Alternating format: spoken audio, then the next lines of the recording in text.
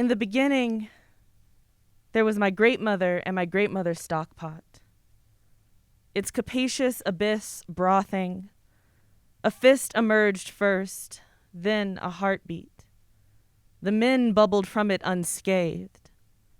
A girl emerged spitting soap from their lips.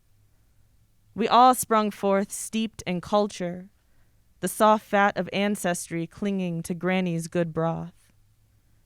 My ancestors laughed in the faces of white gods. My ancestors were brave. Some were cowards. Some became cruel in their apathy. Some mistook the white cassava flesh of their palms as transcendence. My ancestors survived, the only wound that mattered.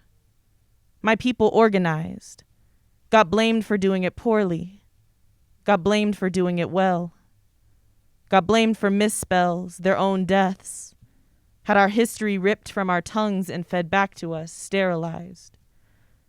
We made tough choices. We took jobs in factories working to extract and distill natural resources into unrecognizable fuel until we too became unrecognizable. We got cancer from working in sludge, bone disease, emphysema.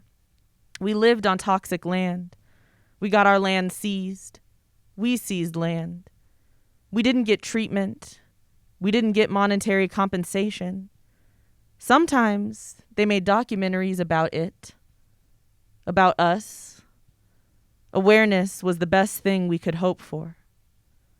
Sometimes we laughed because we deserved to, and Lord knows we needed it. Some of us had cookouts. Some of us played spades. Some of us got to second base under the pine tree in the backyard with a boy with a mouthful of metal. Some of us smoked herb. Some of us didn't want to get our hair wet. Some of us dried out, you dig. Some of us danced until we sweated out that liquor. Then all that was left was to return to memory. Some of us grew gardens. Some of us walked barefoot on damp soil. Some of us grew our hair long and locked. Some of us raised healers. Too many of us needed healing. Some of us gossiped, became grandmas and aunties, stirred our own soup pots, respirited the cauldron, kept each other close.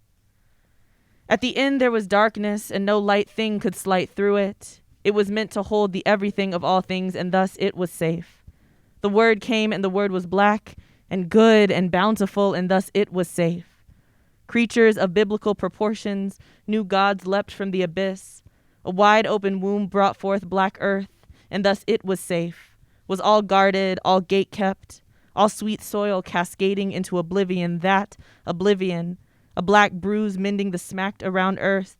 Even the dust it left behind was kept safe. Even as we watched the midnight sky fall from its heavenly border, we were kept safe.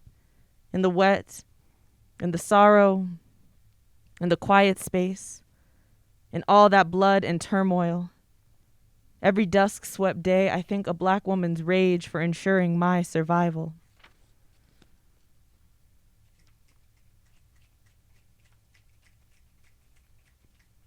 This next poem is called Collards. The pot stays on. On the stove, the simmer sojourns south. Hunger don't have no place in this kitchen.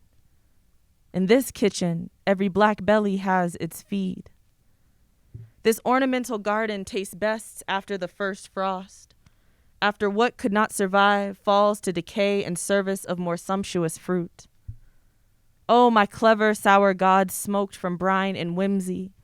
Sweetwater recalls me a Mississippi madwoman, sick to the soul with all this fruit, yearning for what it means to feed and be fed.